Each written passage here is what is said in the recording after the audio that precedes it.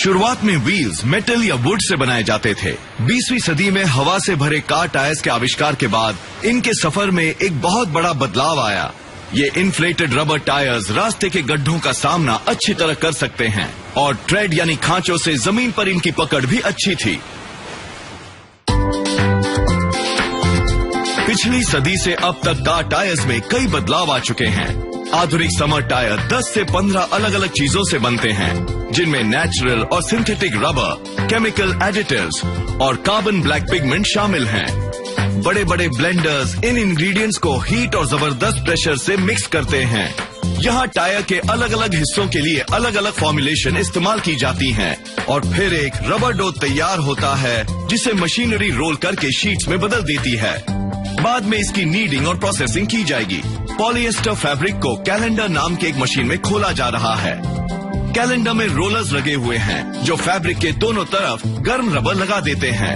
इससे एक rubberised fabric तैयार होता है, जिसे टायर को मजबूती देने के लिए इस्तेमाल किया जाएगा। ये फैब्रिक प्लाई जरूरी है, क्योंकि अकेला रबर टायर को ताकत देने के लिए काफी नहीं है।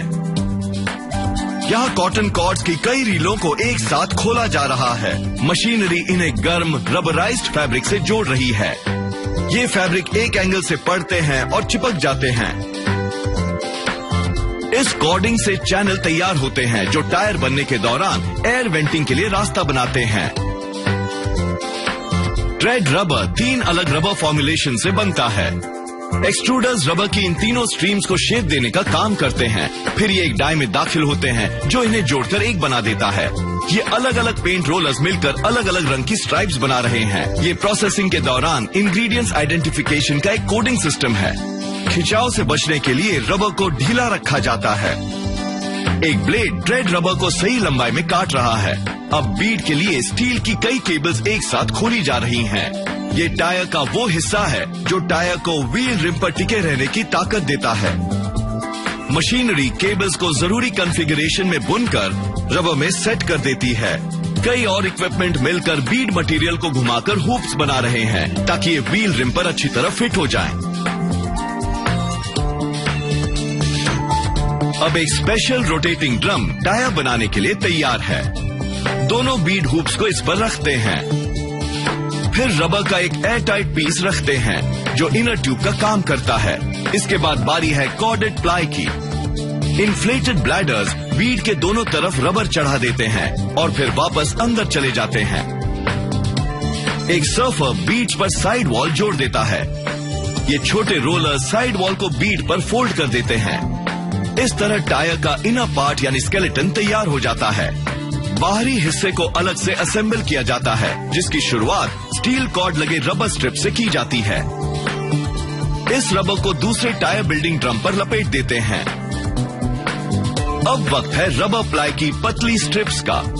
कंप्यूटराइज्ड सिस्टम ग्रेजुएटेड इफेक्ट के लिए इन्हें एकदम सही खिंचाव के साथ लपेट देते हैं। अब ये आखिरी लेयर यानी ट्रेड रबर के लिए तैयार है। मशीनरी इसे प्लाई से जोड़ देती है।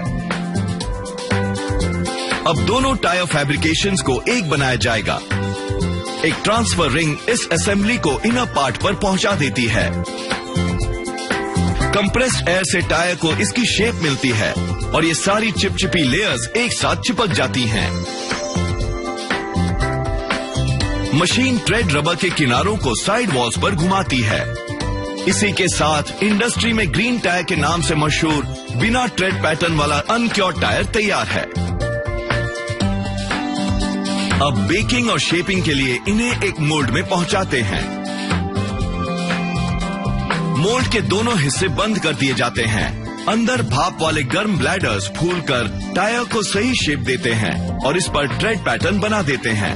ये खास ट्रेड पैटर्न समर टायर्स के लिए ही डिजाइन किया गया है।